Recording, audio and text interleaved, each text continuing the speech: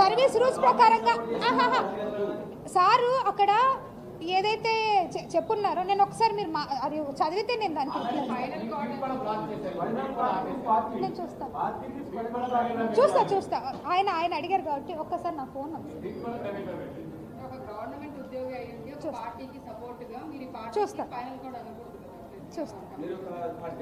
చూస్తాను సార్. నేను ఒక్కసారి ఇప్పుడు మీ ముందే ఒకసారి ఓపెన్ చేస్తాను.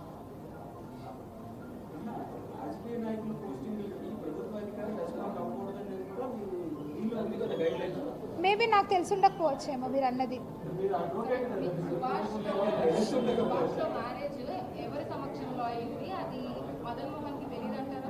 మదన్ మోహన్కి తెలీదండి, తెలీదు.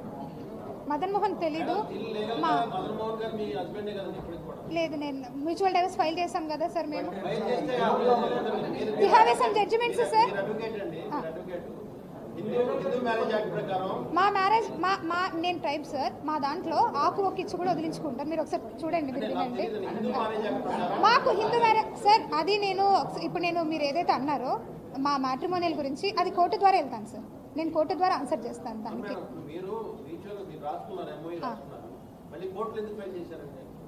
నేను చెప్పేటప్పుడే కన్క్లూజన్లో చెప్పాను సార్. కోర్టుకి మ్యూచువల్గా ఎందుకు వెళ్ళాల్సి వచ్చింది అనేది కూడా చెప్పాను నేను. కాదు మేడం, మీరు రాజ్యాంగ ప్రకారం మాట్లాడుతున్నారు.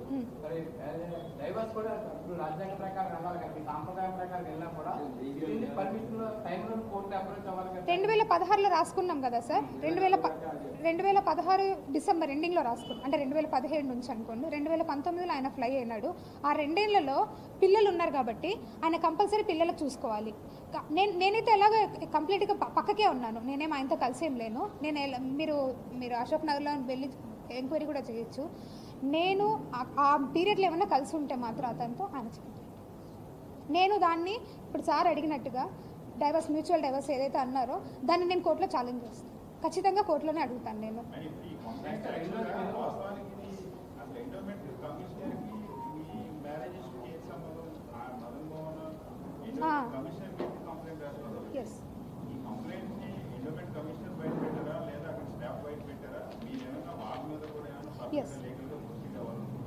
Yes sir. ఒక డిపార్ట్మెంట్కి, మా డిపార్ట్మెంట్ కాదు కదా సార్, ఎనీ డిపార్ట్మెంట్కి చాలా టపాస్ వస్తూ ఉంటాయి. ఆ టపాస్ అని ఇప్పుడు నా ఆఫీస్లో కూడా టపాస్ వచ్చి ఇనిషియల్ వేసేసి పంపిస్తాం. వన్స్ ఒకసారి ఇనిషియల్ వేసిన తర్వాత గవర్నమెంట్ ఆఫీసర్ ఆ టపాని ఎట్టి పరిస్థితుల్లో బయటకి ఇవ్వం. వాళ్ళకి కావాలి అంటే వాళ్ళు ఒక లెటర్ ద్వారా తీసుకొని దాన్ని స్కాన్ చేసుకొని మళ్ళీ వాళ్ళ కాపీ మాత్రమే ఇస్తాం. కొంతమంది తప్పు రాసినామమ్మ మళ్ళీ ఏంటమ్మా అంటారు. ఇక్కడ ప్యూర్గా నాకు తెలిసి నేను చెప్తా ఉన్నా, ఎందుకంటే ఈరోజు తెలియాలి కాబట్టి. కమిషనర్ గారి దగ్గరికి ఆయన వెళ్ళారంట. కమిషనర్ గారు అని క్లియర్గా చెప్పారు, ఇది మీ మ్యాట్రిమోనియల్ ఇష్యూ, మీరు కోర్టు కానీ పోలీస్ కానీ ఉంటుంది, మీరు అప్రోచ్ అవ్వండి అని. వెంటనే అతను అడిషనల్ కమిషనర్ దగ్గరికి వెళ్ళారు. ఆయన విషయం విన్నారో లేదో నాకు తెలీదు, మీరు ఏదైనా చెప్పాలనుకుంటే రిటర్న్లో ఇవ్వండి అన్నారంట. సో దట్ అందుకే రిటర్న్లో ఇచ్చారనేసి నాకు వేరే వాళ్ళ ద్వారా తెలిసింది. కానీ ఎవరిచ్చినా సరే డిపార్ట్మెంట్ నుంచి బయటికి పోకూడదు. దాని మీద నేను క్రిమినల్ యాక్షన్ అడుగుతాను. నేను ఖచ్చితంగా సైబర్ క్రైమ్లో నేను అడుగుతాను. ఎందుకంటే ఆ లెటర్ని అలా బయటికి ఇష్యూ చేయడం అనేది ఖచ్చితంగా ఒక గవర్నమెంట్ సెక్టర్కి రూల్స్కి అగెనెస్ట్ అది.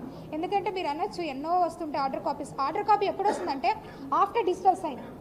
ఒక కమిషనర్ డిజిటల్ సైన్ అయిపోయిన తర్వాతనే ఆర్డర్ కాపీ వస్తుంది. దాన్ని మీకు ఎలాగో మాకంటే ముందు ఎక్కువగా ఆర్డర్స్ తెలిసిపోతూ ఉంటాయి. అది సెకండ్. అడిషనల్ కమిషనర్కి ఇచ్చారని నేను విన్నాను. మరి I don't know whether address commissioner చేస్తారు, కమిషనర్ తీసుకోలేదంట సార్. అడిషనల్ కమిషనర్ గారికి ఇచ్చారని నేను విన్నాను. రాకూడదు. Yes sir, yes. ఆయన సార్ ఆయన ఎగ్జాక్ట్లీ ఎస్. కాదు సార్, ఆయనకు నా మీద ఇష్యూ ఉంటే ఖచ్చితంగా he have a judiciary. He must be approach the judiciary. ఎందుకంటే ఆల్రెడీ నువ్వు ఒక జ్యుడిషియరీలోనే మనం ఫైల్ చేస్తున్నాం. నువ్వు మళ్ళీ అదే పోవాలి కదా, నువ్వు మళ్ళీ ఇదంతా క్రియేట్ చేయాలి. అది నాకు తెలియదు సార్. మరి